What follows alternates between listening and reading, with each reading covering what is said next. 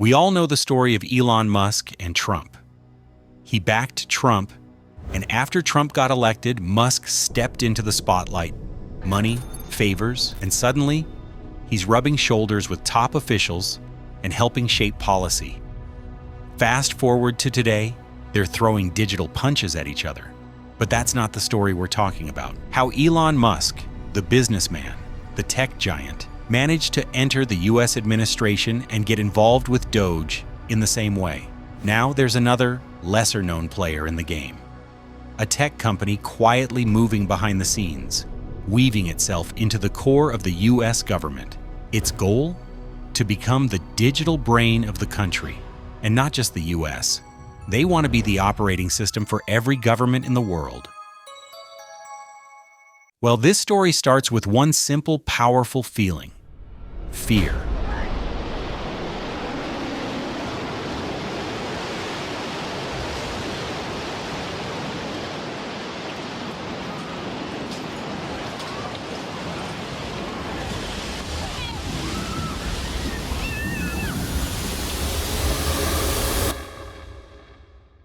After the tragic events of September 11th, the US government wanted to connect the dots to prevent future attacks.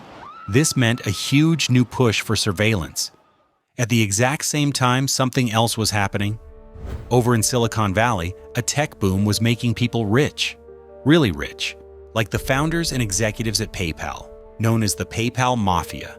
Elon Musk, Reid Hoffman, the LinkedIn guy, and Peter Thiel. When PayPal was sold, Peter Thiel had a ton of cash. But he also had a big idea. See, at PayPal, they got really good at finding criminals by spotting weird patterns in financial data. Thiel thought, wait a minute, what if we could use that same technology, not just for online payments, but for everything? So Thiel started building his new company. And who did he hire first? Not some computer genius, but his old college roommate, Alex Karp. And get this, Karp wasn't a tech guy.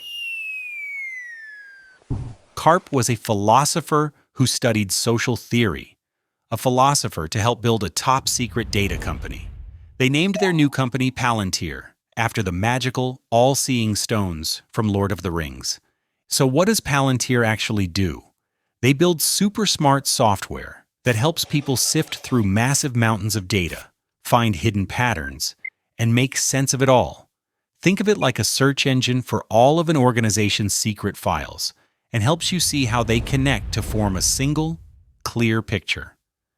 It helps their clients make sense of chaos and make big decisions, fast. Put simpler, they make software that makes it easier for their customers to collect and analyze data, and then act on that analysis with and without AI. By 2013, 10 years after their founding, Palantir's client list included the FBI, the CIA, the NSA, the Marines, the Air Force, Special Operations Command, and more. And you have created the system which you call kill chain. Privately. Publicly, the lawyers have some innocuous. Kill chain is not something made up by Palantir. The kill chain is just the step-by-step process the military uses, from spotting a target, to deciding what to do, to taking action. Now here's where Palantir comes in. They didn't invent the term, they just added some serious tech muscle to it. With Palantir's software and AI, the kill chain gets faster, smarter, and way more connected. Reports suggest that Palantir has contracts with the Israeli Defense Forces. What's in those contracts? That's the catch. They're intentionally kept vague.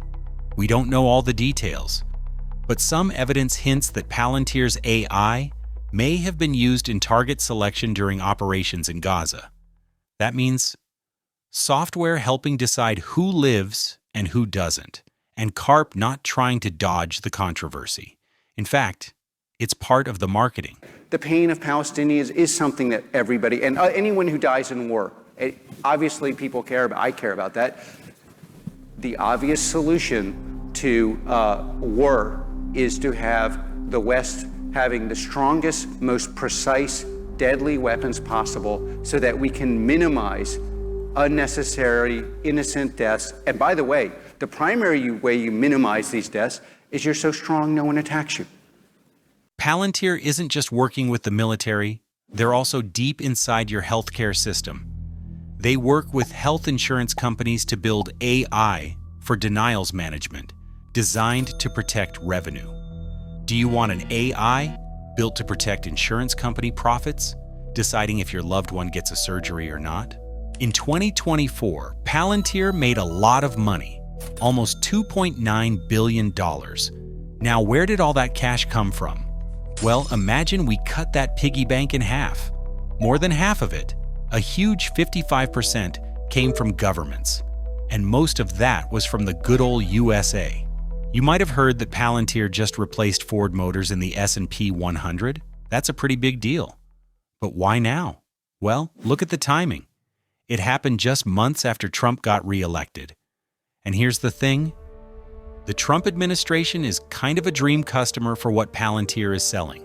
First, there are many former Palantir employees sprinkled across the Trump administration, from inside DOGE to foreign policy advisors to high-level technology appointees. And then there's Peter Thiel, Palantir's co-founder. He didn't just put money into Palantir. He also poured money into Trump's campaign. And into Vice President J.D. Vance, too. So what does winning look like for a company like Palantir? Do they just want to sell more software? Nope. Their goal is much, much bigger. They want to become an operating system for the US government, like the software that runs your phone or your computer. Exactly. Except this time, it's for the government. Palantir wants all the different branches of the government to funnel their data through them. According to the New York Times, President Trump's March executive order on federal data sharing is being implemented using Palantir's platform, Foundry. Although Trump hasn't publicly addressed the initiative, the platform is already being used by several federal agencies, including the Department of Health and Human Services and the Social Security Administration.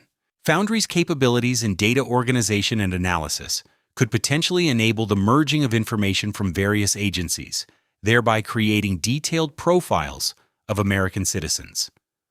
The Trump administration has attempted to access extensive citizen data from government databases, including bank details, student debt, medical claims, and disability status. Critics, including Democratic lawmakers and privacy advocates, fear that this kind of data could be exploited for political purposes. Step by step, we're letting algorithms make the rules. But it's not just about AI systems running on their own. The bigger issue is, who really controls these algorithms? More importantly, it's the people behind the scenes, those shaping and influencing these systems, who are doing it to serve their own agendas, whether that's for profit or control. And that distinct agenda puts everyone at risk. If we're not careful, code will replace democracy. And by then, we'll have already lost the game.